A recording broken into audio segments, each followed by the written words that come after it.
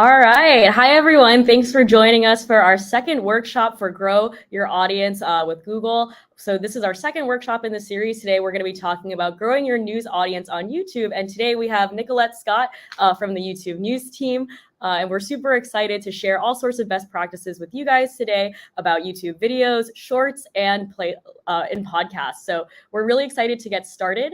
If you're joining us on Gather, as you guys come in, it would be great to see where you guys are coming from, and you can introduce yourself. So there's a little ask a question button right below here. So if you can press that button and just introduce yourself, say what publication you're from. If you're watching us live on YouTube, you can also put that in the YouTube chat on the right, and it would be great to see where all you guys are from. Awesome. So we'll get started here. But my name is Tina. I am a global program manager for the Google News Initiative. Before I joined Google, I worked at ABC News in strategy. So I worked on all sorts of ways that ABC published its content online. So growing audiences on digital, so across YouTube and Google. And I also worked really closely with the Good Morning America team and the 538 team on their video strategies on YouTube specifically.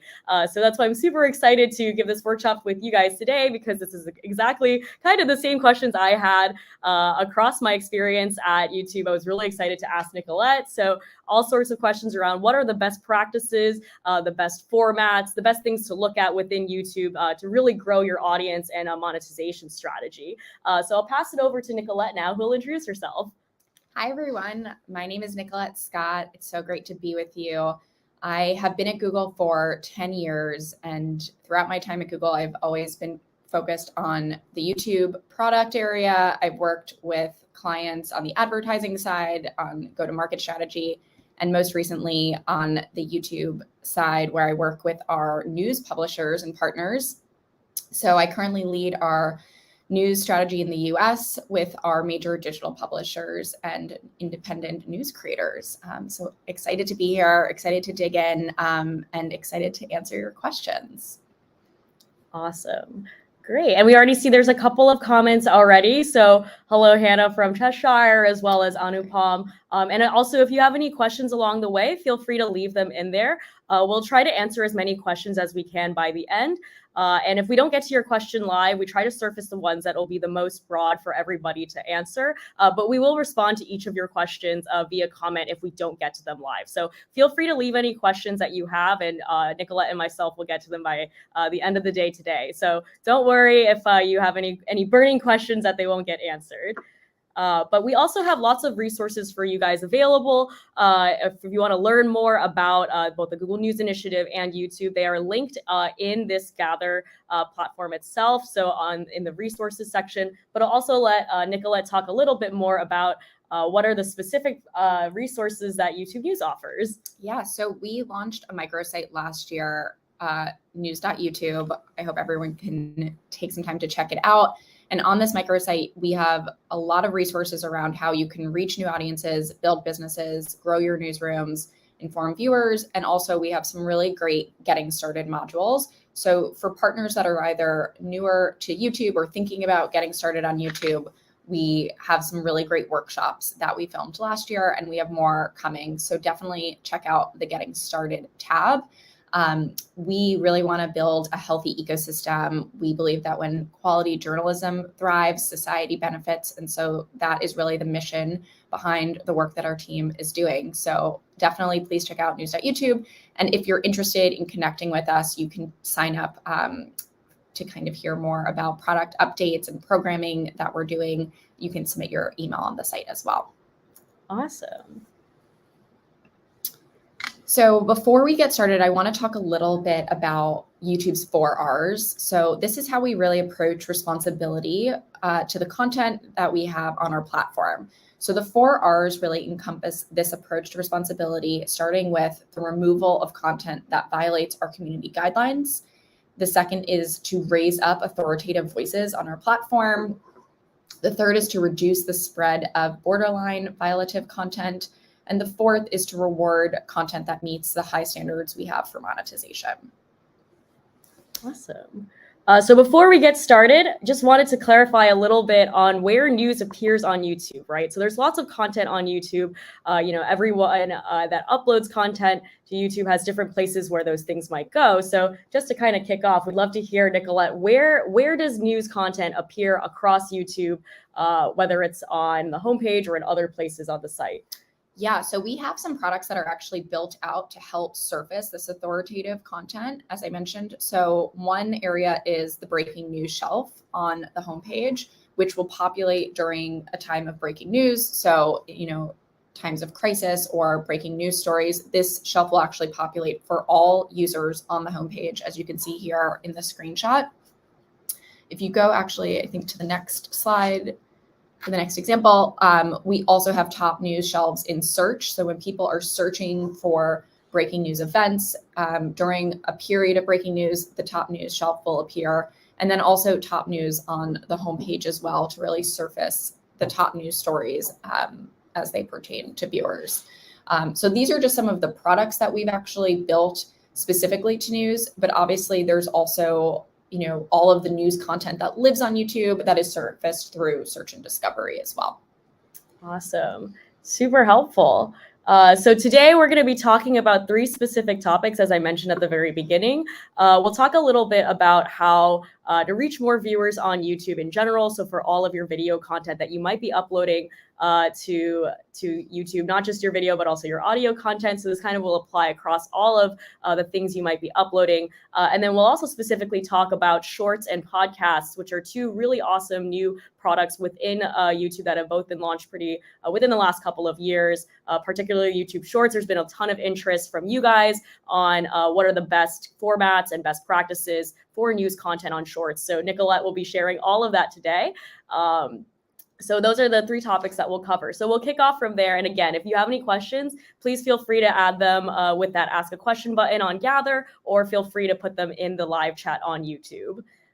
So without further ado, we'll talk a little bit about reaching more viewers. So Nicolette. Yeah, so YouTube actually has 2 billion logged in viewers that visit YouTube every month. So this number is obviously huge. It's enormous. There's a lot of reach on the platform. We also see that, when we think about viewers on television versus our platform, we're able to really reach a lot of those cord cutters. So demographics that maybe, don't have access to cable TV, those viewers are coming to the platform as well. So there's a lot of reach and a lot of scale and a lot of opportunity. And especially when we think of younger demographics, so that, adult 18 to 24 to 34 bucket, we have probably the largest reach of that audience on our platform. So what this means is there's a lot of opportunity for news partners to actually reach these audiences with authoritative content and messaging and information, which is super important. Awesome. So that being said, what are the best video formats for news? What kind of videos do the best? Yeah. So we've actually spent some time really kind of looking at all of the news partners across the platform globally and kind of trying to better understand the different types of formats that work for news.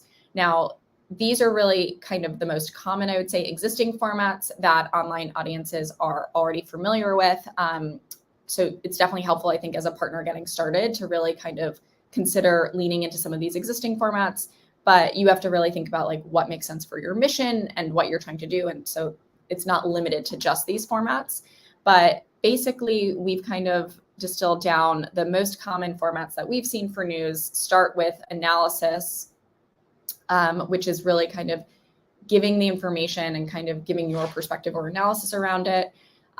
We also have live formats. So live stream, I think, is actually a very popular format for news, especially for breaking news. We also find that sometimes even local news organizations that are on the ground in an area when there's breaking news tend to be the ones that are able to actually share live information. And so they tend to live stream and do really well in terms of getting messages out across.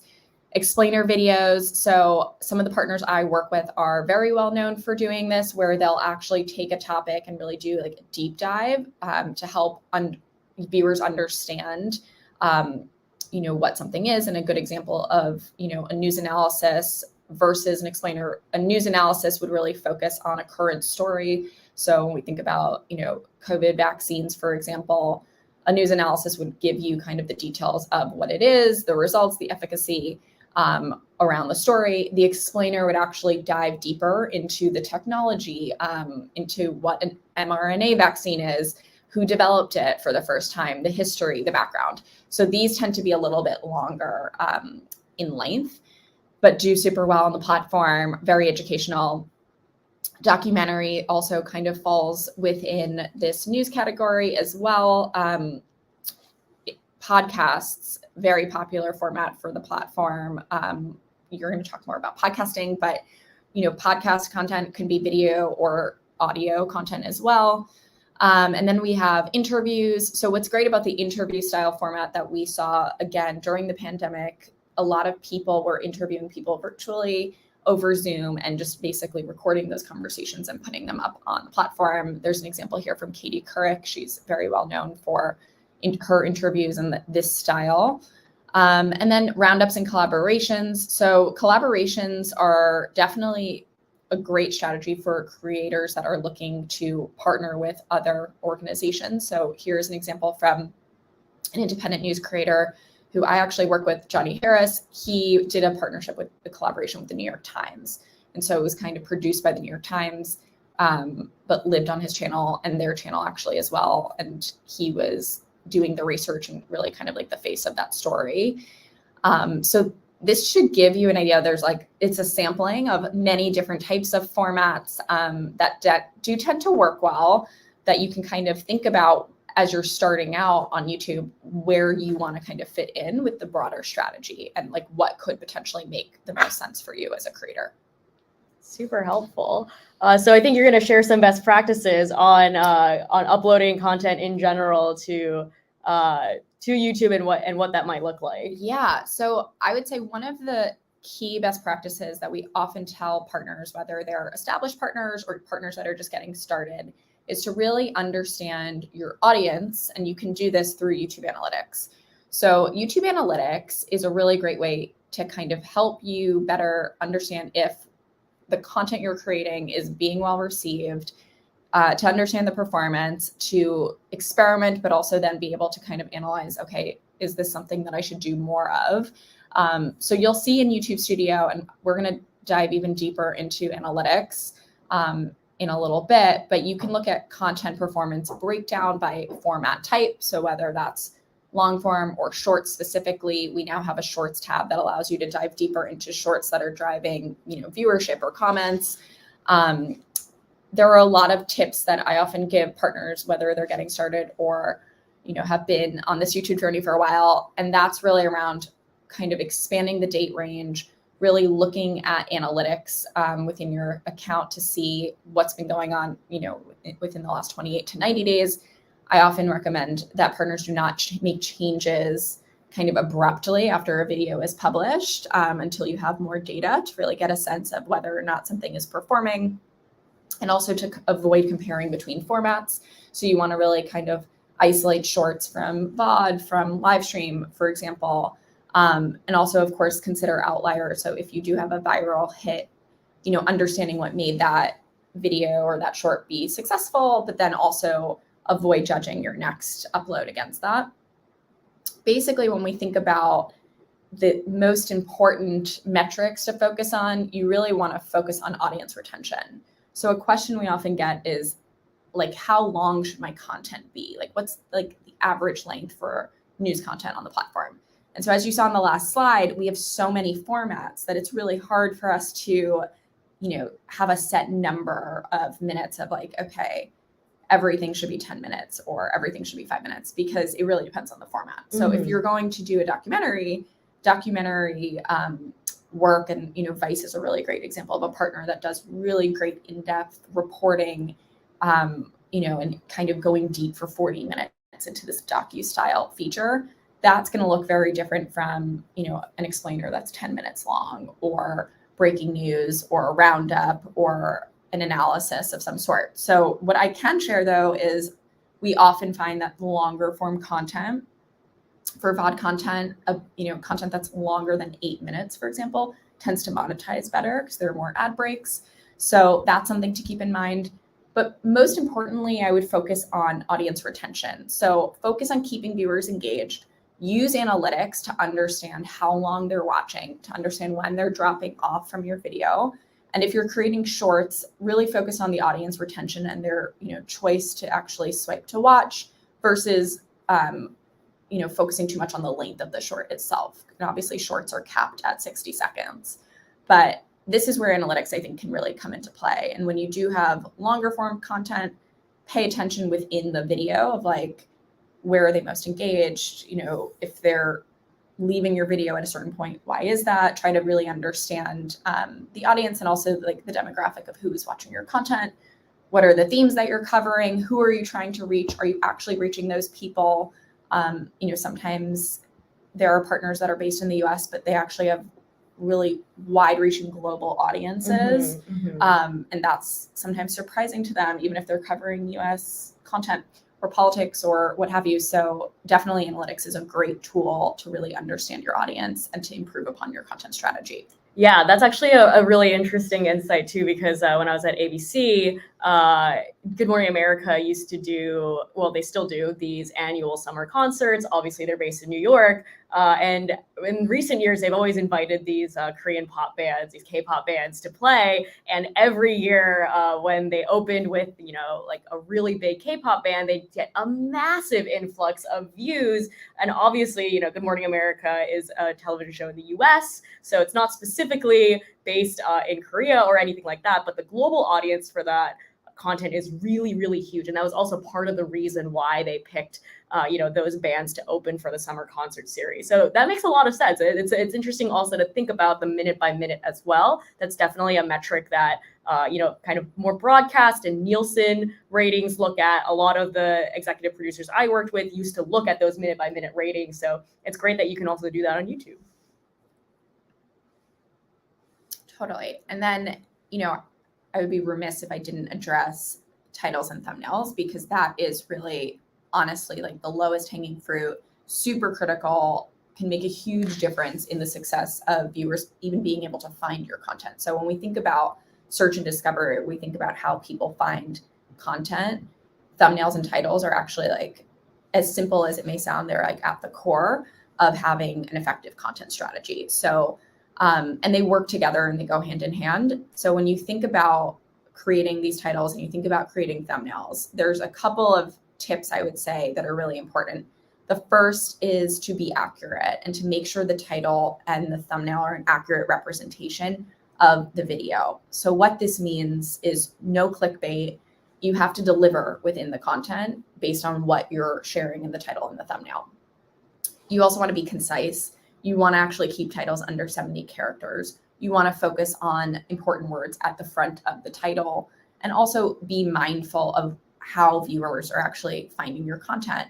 Over 70% of views on YouTube actually come from mobile devices. So when you think about a mobile experience versus a desktop experience, and your phone is much smaller, think about how the titles and the thumbnails will appear. Are your thumbnails really dark? Because they're going to be even darker on a mobile device. Are they bright? Are they clear?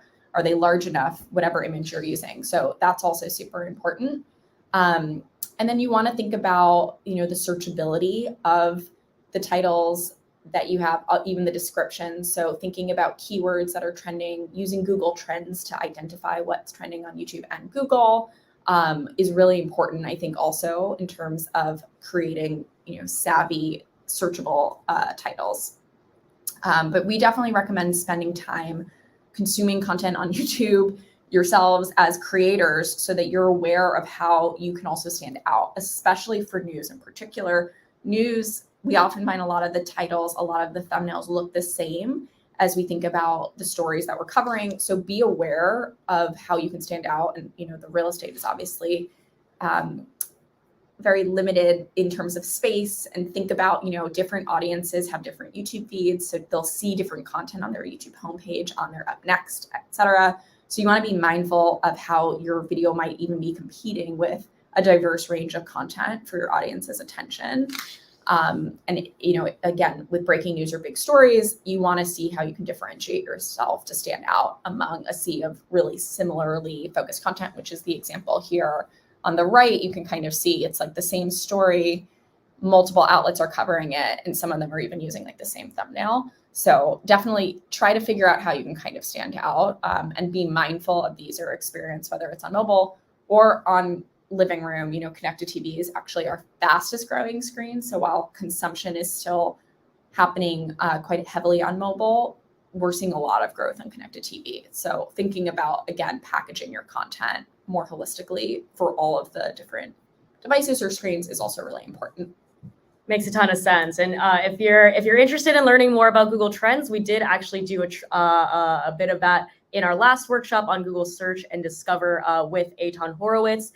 So we have a whole guide in there on step-by-step on how to use Google Trends. And the best part about that is you can actually select YouTube as one of the platforms specifically. So if you want to see what's trending on YouTube specifically versus what's trending on Google, you can actually differentiate that in Google Trends itself. So if you haven't seen that workshop, definitely check it out. That is the one that's right before this one in the series. And so then the next best practice that we have is to really be consistent. So I would say not even just with your cadence of the way you schedule your content, but your channel, the way you package your content, whether it's through like the playlisting or the thumbnails or the titles, whatever you choose to do, however you choose to approach your channel, it's really important to be consistent and to have a really clear, brand identity. So what we often recommend is, as you would with your newsroom, calendar your content and think about your channel as a mirror image of the work that you're already doing in your newsroom.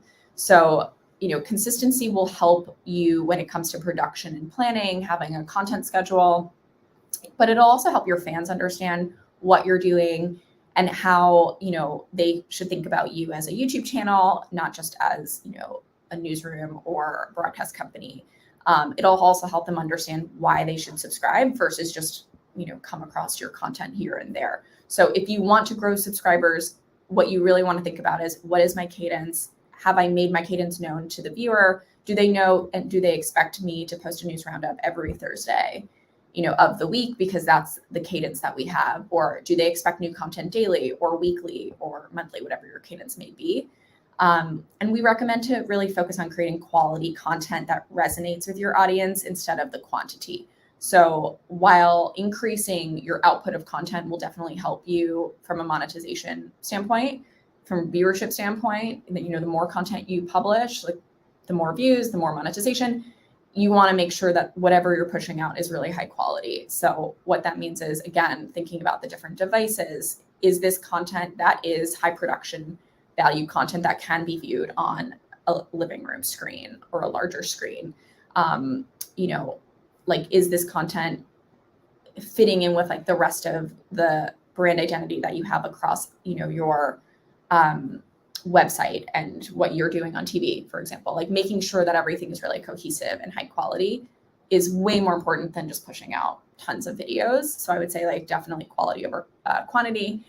And then obviously, the calendar is really helpful and important, but the exception here would be breaking news and events. You would definitely want to deviate from that calendar and make sure that you're able to provide that authoritative information should, the time come with breaking news. Totally, yeah, and we've seen a couple of publishers do specific breaking news events around weather things. So, for example, if there's hurricanes, those tend to have really high engagement.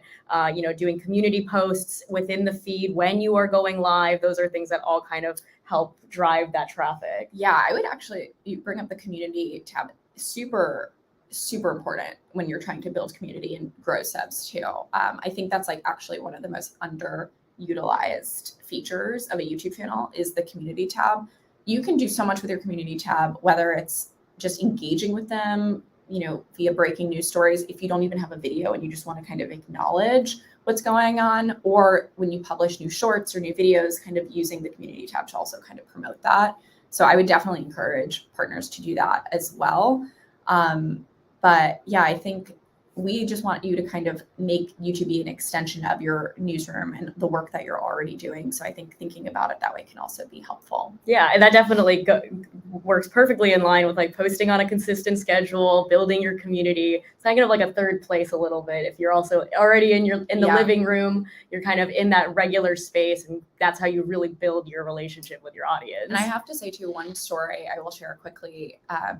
we've met with news partners, in countries like across the globe. And there was a story that I heard, there was some sort of like flood or, weather emergency that happened in APAC. And the reporter said like their YouTube channel was actually like the only way people could get information. Oh, wow. Because they like weren't able to reach people through television broadcast. And so people were like actually relying on their YouTube channel to find out like where to go to get safety. And so there's a lot of implications too, in terms of like the responsibility that comes with, having a news channel on the platform and how, far reaching it can go, especially in circumstances of breaking news. Totally.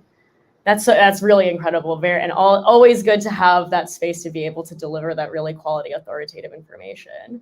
So we talked a little bit about, making sure that you're delivering that quality content. And we talked about, measuring that in different ways. So the question that I had coming from ABC also is, which video metrics should I focus on? I feel like this is a question that a lot of folks in audience analytics just ask in general. Which are the ones to look at, which are the most important, and also what do those different metrics tell you? So I asked Nicolette this question, and she's actually going to walk us through the YouTube channel analytics page. So that way you guys can see where to find those specific metrics, and she'll also talk through what those metrics might be telling you. Yeah, so there is a lot of data in YouTube analytics, and it can be daunting, but basically we're going to focus on just a few of the performance metrics to keep in mind. So you can see here in this kind of screenshot or snapshot of your analytics page. So if we go to, there's 5 that we'll focus on. The first is impressions. So impressions actually highlight how many times your thumbnails are shown on YouTube. And so this is important because it kind of gives you insight into how often you're appearing through our algorithm through search and discovery. So again, thinking about the packaging and the thumbnails and the titling and the content and looking at impressions is a kind of a good way to think about, okay, like how many times am I actually being shown? Then when we see your click-through rate, that actually tells us, okay, what percentage of impressions turned into views? So how often are viewers that are being shown your thumbnails actually clicking to watch? If the click-through rate is too low, or you see it, it's been pretty stable and then it dips, that's a time to maybe think about, do I want to update my strategy when it comes to packaging? Do I want to change the thumbnails? If a video is not performing well and you're not seeing a lot of viewership, you can also look to see like, was the click-through rate low or the impressions low? Because that'll also give you insight into, again, whether you need to maybe make a change or make an update. And then traffic sources is really helpful because it'll actually give you a sense of how viewers are finding your content or discovering, the videos that you're producing. So this will tell you basically where they're coming from, where the views are coming from, which can be really helpful, again, in just better understanding your strategy on the whole. And then lastly, views. So views are actually now someone clicked and they watched and you have an actual view versus the impression. And we want to make sure that videos are actually viewed by actual humans, not computers. So this is why, your public and your internal facing view counts could be potentially delayed, as our system will actually verify the legitimacy of the views. But views are really, I would say, kind of, when you look at performance, like the gold standard of how you should be addressing success on your channel. Is you want to obviously really get view counts up, and that'll also help you when it comes to monetization. The other thing that's not listed on here that's also important is subscribers, and how many subscribers are actually, on your channel where they're coming back for more and they're really kind of part of your YouTube community. And so I would say between the view count and also like subscriber growth, those are really good kind of clean metrics to focus on as you're assessing performance. Great. Super helpful. Definitely always good to see where those things actually live on the page itself. So thanks for walking through that. So we'll talk a little bit about shorts now, because this is definitely one topic of interest that people have had a lot of questions about, especially because it's a brand new product. So kind of on that note, what are the best formats for new shorts? Yeah, so shorts are interesting because I think a lot of creators that do short form or started on short form are obviously they're individuals, they're content creators, right? So we actually did our own internal analysis specific to news to understand what formats work for news partners. So we basically looked at all of the top performing news shorts and really tried to distill down what are like repeated formats that we see kind of coming up again and again for news partners or even news adjacent partners, and also what are the best practices and what are they all kind of doing that's similar, that's scalable. So some of the formats, as we think about, again, not limited to this, but these are just some of the most popular, are broadcast clips. So broadcast clips are just what they sound like. They are clips from a live broadcast, linear TV that are just kind of clipped and cut down and then created into shorts. Condensed stories are a little bit more highly produced specifically for shorts, in which you'll distill down information to fit within the 60-second parameter, but it'll kind of give you this overview of breaking news or news stories that you see on other outlets to kind of help dig in deeper. Explainers, or I would call them mini explainers because they're only 60 seconds, is a very familiar format, similar to explainers that you saw on the last slide. There are a number of channels that are really engaging in this style. It's super effective, and it actually just allows you to, mold, a condensed story. Explainers really should be focused on one question at a time since you only have 60 seconds, and we can talk a little bit more about some of those best practices.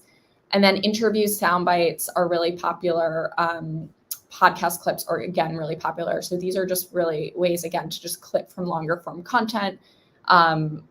Experimental storytelling is one of the more novel formats that we've seen with shorts, where you can take more of like a unique creative approach to telling some of the important, stories and reporting.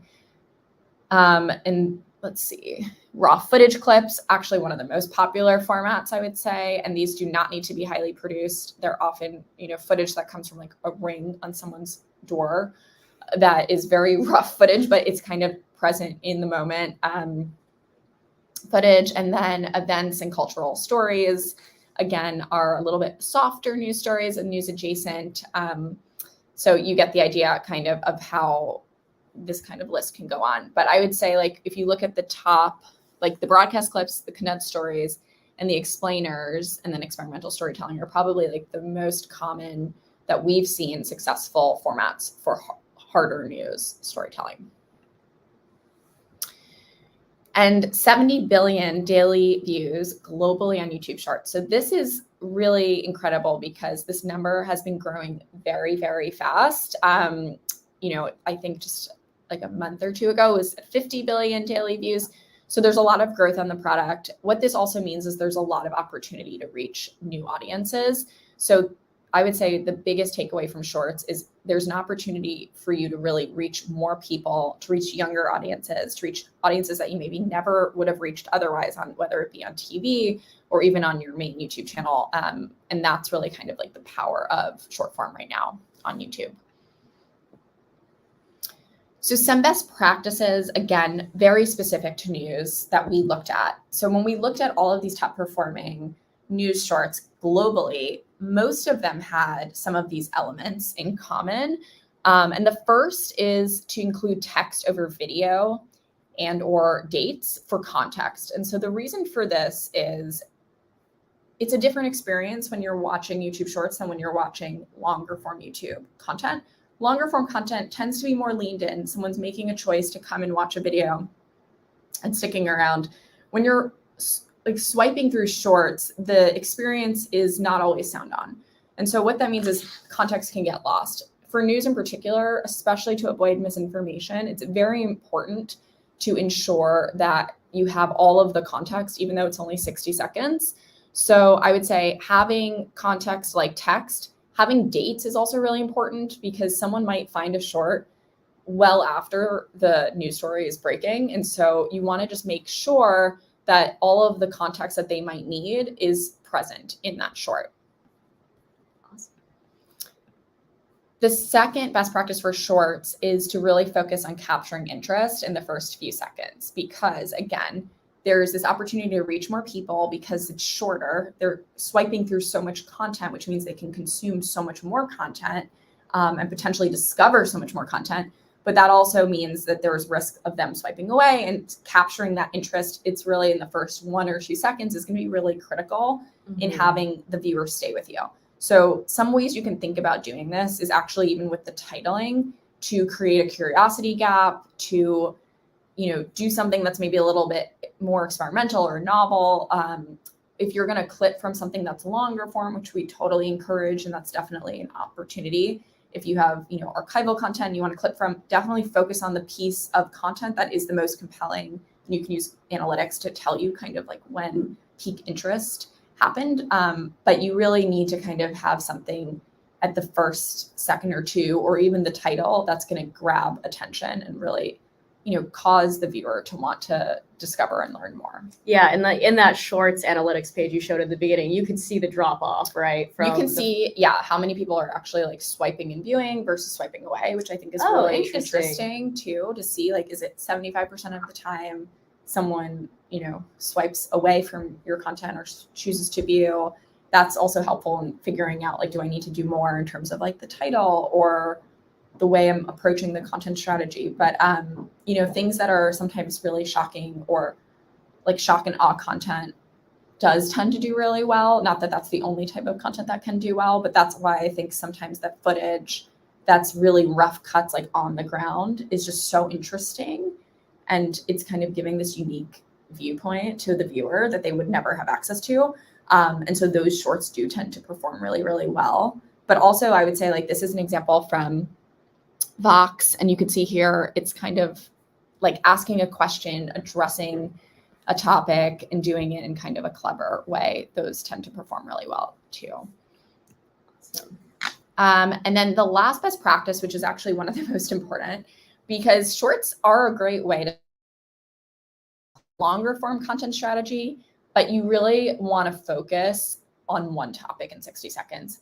And so sometimes that might even mean like focusing on a piece of your research that you did for a longer story.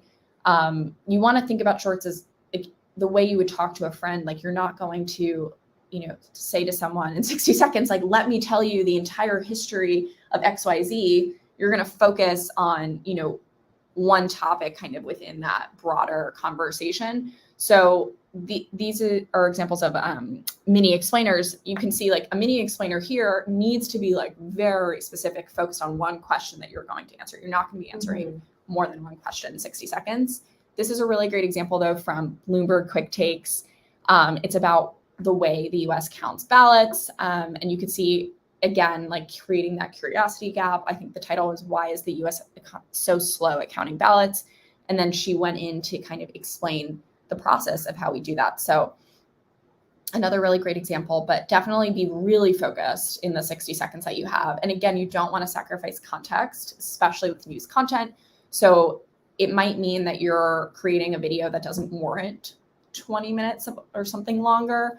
Or it might mean that you're just really going to like focus and hone in on one piece of a story. Totally. And in terms of discoverability for shorts, I think one question we get a lot around, descriptions and tagging. What's the best way to make sure that your shorts surface more often? Do you have to add hashtags to make sure that they appear? Are there certain keywords or things or descriptions, ways to write descriptions that are helpful for those things to appear? Yeah, so I think that initially when we launched the product, we were recommending hashtag shorts so that the algorithm would recognize that these were shorts. But at this point, that's not really necessary anymore. The thing for shorts to make sure they get picked up, I think it actually really is about the content that you have, and then also the titling. So titles are really important. I would say, with shorts, there aren't thumbnails, so it's not the same strategy as longer form. But I really do think the algorithm follows the viewer and does a really good job of sharing topics or themes that we think the user will be potentially interested in, even if they're not following your channel today. And that's kind of, I think, the biggest value proposition of shorts is like, we basically are trying to show, again, as much content to viewers that we think they might be interested in, so that we can like kind of help them with their own discovery to find new content. So I think as long as you're creating shorts that are, compelling and interesting, and the titles are also compelling, but map back to the actual content of the short. Again, like no clickbait. You will be surprised, like they will find the viewers based on, user behaviors that we look at, viewer behaviors online. Yeah, makes sense. And that definitely kind of also tracks with this video too, right? It's very simple in terms of like, why is the US so slow at counting ballots? It's very straightforward. I'm assuming that's probably the title of the video as well. Yeah, they didn't have to hashtag anything specifically to find the audience for it. Yeah, and you can see here too, like the captions that are burned in as well. It's just one person. The other thing about shorts is they're very low production value content. It's often focused on one user kind of speaking sometimes into a little microphone. There isn't a lot of excess editing that needs to happen or producing. Whereas, when we look at, like, if you were to look at the Bloomberg channel, it's like very highly produced content. So shorts can be a little bit scrappier. And I think that the barrier to entry is much lower. So anyone can really start with shorts. I think if you're a creator or a news organization that wants to get started on YouTube, shorts is actually like a really great place to start because the cost of entry is so low. The risk is much lower. Mm-hmm. You're not spending tons of time, resourcing, investment on creating this 30-minute video. You're able to create something on your mobile device, put it out there, see how it performs. If it doesn't perform super well, you can pivot really quickly. So I think shorts are actually a really great place to start for news. Would highly recommend if that's like kind of how you're going to get your feet wet. It's definitely a low risk place to try things out. Totally. And experiment. Yeah. And that's actually, I'll give a little shout to Travis Jones, who's at Scripps. He's their senior digital director there. And he's actually one of the things that he always recommends for his stations is to drop the anchor tone. So he'll even have stations have journalists record shorts from their couch or from the actual scene itself. It's much less highly produced and probably in the way that broadcast is used to. Coming from broadcast, it is a very lights and shining the lights of everywhere kind of place. And so it's a little bit of a departure. But to your point, I think it offers you a lot of opportunity to be able to try new content, test new things, see what works, right? You might not have had that opportunity previously because it was so much more expensive to create that content.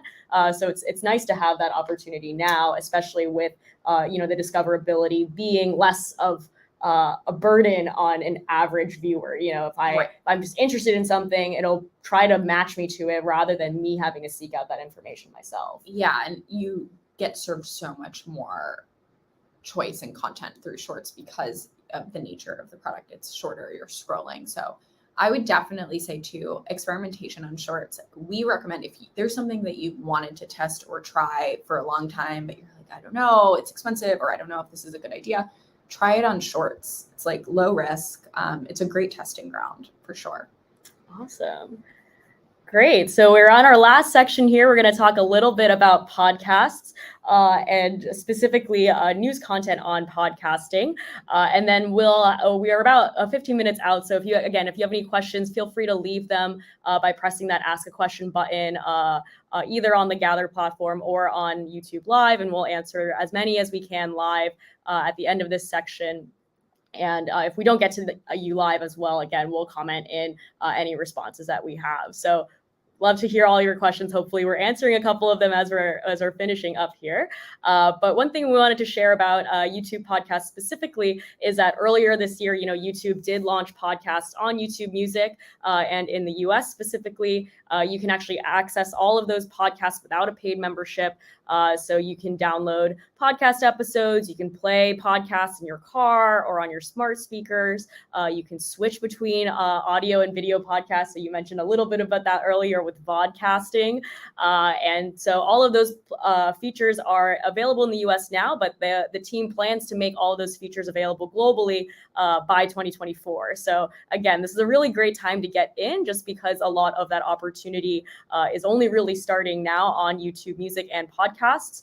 And there was some research that Edison Research did that found that about 23% of weekly podcast listeners say that YouTube is their most frequently used service. So there's a lot of that back and forth between audio and video on YouTube specifically. And so that's why it's a great place to upload podcasts, because it's just another place where a lot of listeners or viewers tend to look for that content.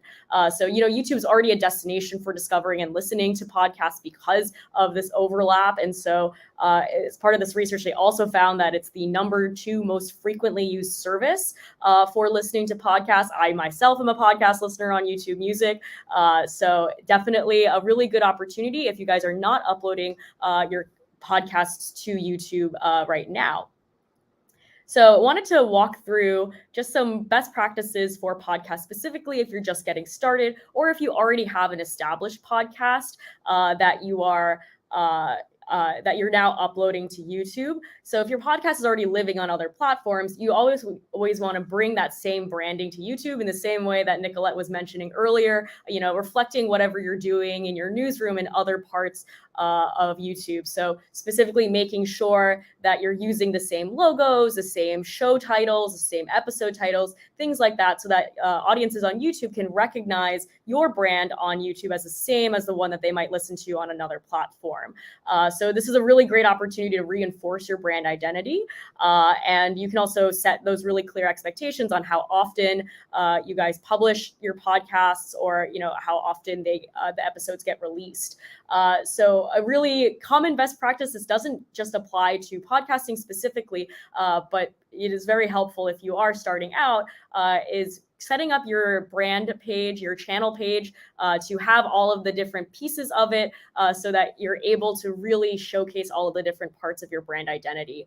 So for example, as you guys can see on the right here, this is for Neil deGrasse Tyson's show, Star Talk. So you can see at the very top with the little red outline, there is a channel banner, so that can highlight, your credentials. It can kind of preview a little bit of what the podcast or your chat or your content's style and tone are going to be. You can also put your social links in there, and also you can kind of label there too how often you'll be publishing. So new episodes weekly, new episodes monthly, whatever it is. The second piece is that little circle right next to the channel title. So that's your channel avatar. Again, that's what shows up across YouTube whenever you publish any content. So that's kind of like your signature image. So if you have a logo that represents your channel, or you're posting things in that community tab that Nicolette mentioned, that's where that icon will show up. So making sure that it's really recognizable and specific to your brand, that will really help with your presence across YouTube. And then lastly, your channel trailer. So that's kind of that box in the very middle right there. So what that is just that's the front door to your channel. So you can put a short video there describing, what your channel does, what kind of content you publish, if there's a specific piece of content that you want to showcase. So that is really helpful to help new audiences, people that are finding you for the first time, understand what your channel's about. And again, you can use this as the same thing as kind of that banner at the very top, using that to give a sense of what the style, tone, the kind of content that you're publishing, that will really help new visitors to your channel understand what your content is about. And then secondly, if you are uploading podcasts for the first time, or if you already have a show and you're just extending your presence onto YouTube, when you upload any podcast episodes to YouTube, you're actually creating a playlist. And so a really great best practice here is to always upload those full episodes to playlists. And then once you've done that, you've designated that that's podcast content, it will actually create a little tab, as you guys can see in that little red box, on your channel page. And so if I wanted to see what the specific podcasts for a channel were, that's where I would click into it and see it specifically. And so those playlists help your audience find all of the full episodes of your show, and it also makes it easier to promote your show in YouTube videos, community posts, social media, and other places. Cards at the end of your videos, that's where you'll be able to link those specific podcast episodes and playlists. So that's, again, another really great opportunity to kind of extend the reach of your content by populating them in other videos that you're already publishing. And it also makes it really easy for you to share them on the community posts as well, and if you wanted to post them on social. And lastly, our last best practice for podcasting specifically is to organize your episodes chronologically or by topic. And so again, this really kind of depends on the way you publish your content or what your podcast is about. Obviously, you can organize podcast episodes a few ways, but depending on whatever your podcast is, you may want to organize them differently. So for example, if you have a daily news podcast, you might want to order all of your episodes based on what day you're publishing them, right? So chronologically. But when I was at ABC, they published The Dropout, which was a 7-part podcast about the Elizabeth Holmes case. That's might be one where you had all of the episodes created at once. And so there's a specific order you want to publish those episodes in because there's a continuity of the story. Or maybe there's certain topics that you're covering in different orders. And so that's why you might want to put that based on topic or something like that. So again, making sure that your podcasts episodes are organized in the right way will make it easier for your audience to be able to understand what that podcast is about, but it also will make it easier for them to understand when new podcast episodes are available. So with The Dropout, there were updates in the case specifically as time went on. So after they dropped those 7 episodes, they also did ABC did additional episodes. So again, that might be helpful for your audience to see like, oh, this was a bonus episode that was added on. And so making sure that it's in the right order. So if it's like the first 7 and then you have an update episode, that's really helpful for your audience so that they understand, what order they're supposed to listen to those episodes in. And also this is where it's helpful to always, again, kind of on that previous best practice, uploading those full episodes. If you add in clips or mix in other show content, that can be kind of confusing to your audience because they might not be sure, is this the full episode? If this is a clip, is this like a continuity of the content that you've already published? Just making sure that it's really clear and organized so they know what order to listen to them in. That also really helps new listeners to your podcast and also keeps them retained because it's really clear to them, how to listen to your episodes and also how frequently you might be publishing them. So on your channel itself, what the image here is, you can actually create these playlist shelves. So you can directly link those podcast episodes there so your audience can find them. And again, making sure they're in the right order, that kind of tells them, okay, this is what the order to listen to those episodes in. So that way, if they've seen the first episode, they know, okay, I can go to the second episode, etc.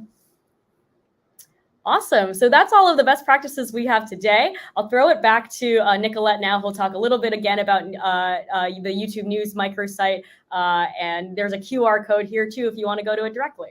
Thanks, Tina. Yeah, so we would love for everyone to connect with us. So you can either do that through our QR code or again, a quick plug, news.youtube, where you can find our microsite that's focused on all of the work that we're doing on the news team, for our partners across the globe for YouTube News. And the Get Started tab is where you will find, again, all of the modules that we've created. So we have some really robust trainings. They touch upon, there's a whole session on analytics, brand identity, content strategy. I think we have about 6 trainings. And then we even have a couple of our news creators participating in those trainings. So the last one will feature some familiar faces from YouTube. And we would love to connect with you. So please sign up and definitely check out our trainings. And there will be more to come kind of in the near future. I'll tease that out on the Getting Started tab. So yeah, definitely check it out and join our mailing list. Connect with us. Awesome. We'd love to hear from everyone.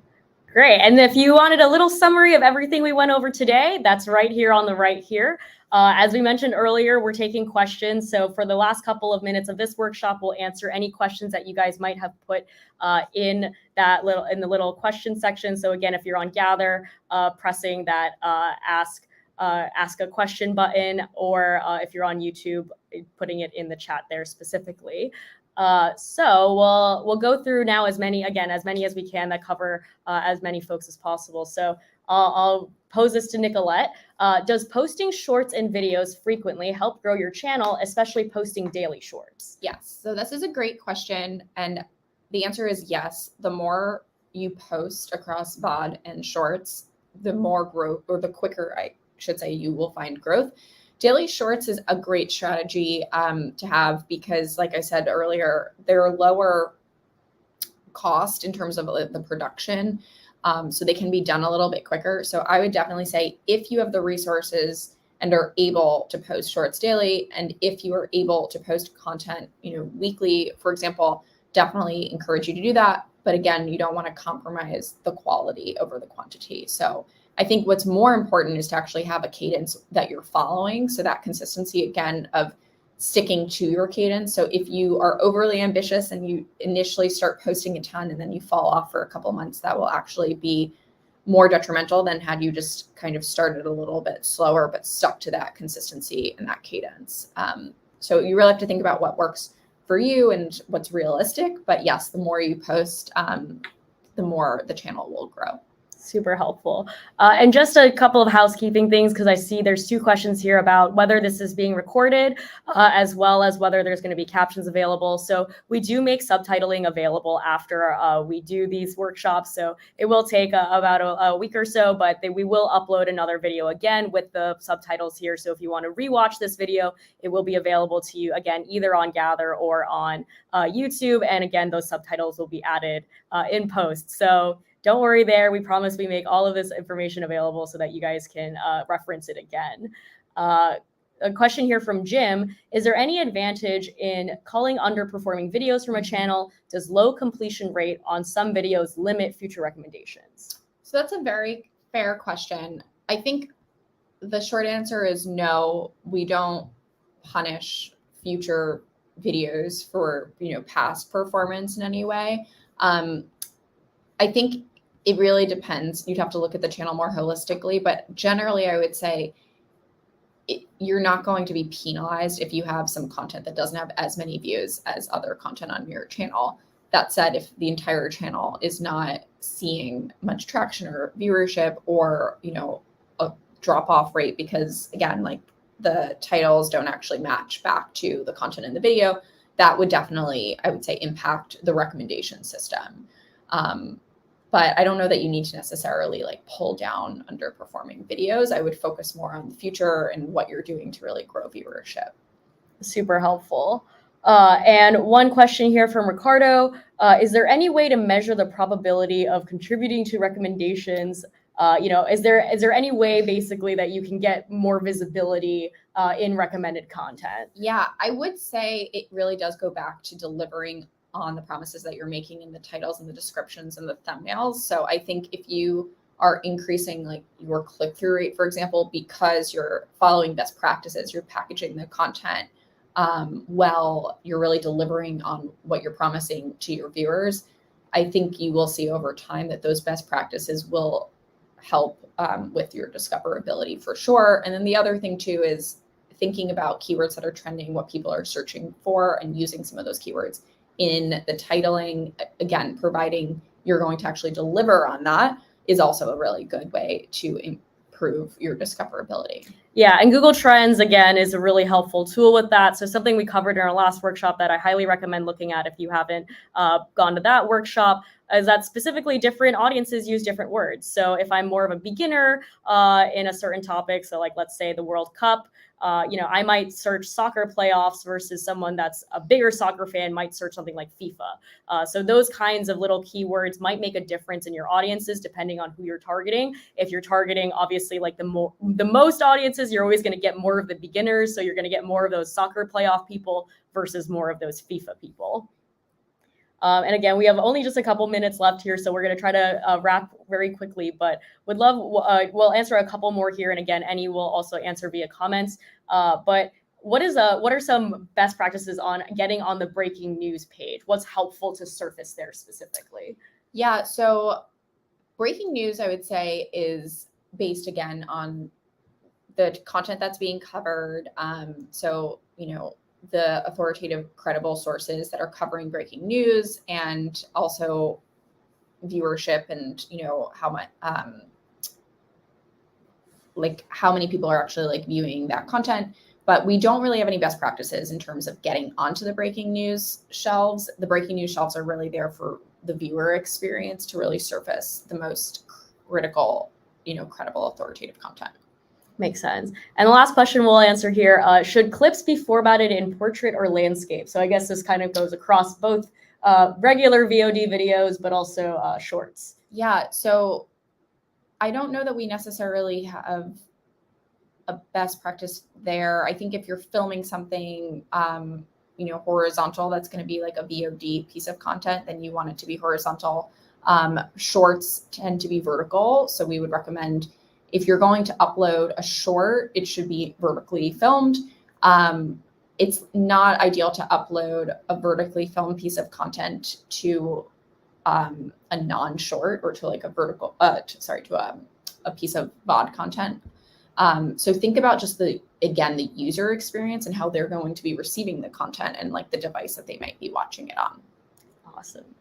Great. Well, again, if you have any questions, feel free to leave them. We'll answer them via comments. But thank you again all for joining us. Again, if you want to rewatch this video, we'll make it you can rewatch it. We'll also publish it with subtitles in the next coming weeks. We have another workshop coming up on November 9th with Chelsea Werbonsky on Reader Revenue Manager. So that's going to be about both growing the deeper relationship with your audience as well as monetizing them. So we'd love to have you join us there. And if you haven't seen the first workshop on Search and Discover, that's also available on the on the Gather page as well as on the YouTube channel. But thank you again so much, Nicolette, for joining us, and we'll see you guys next time. Thank you.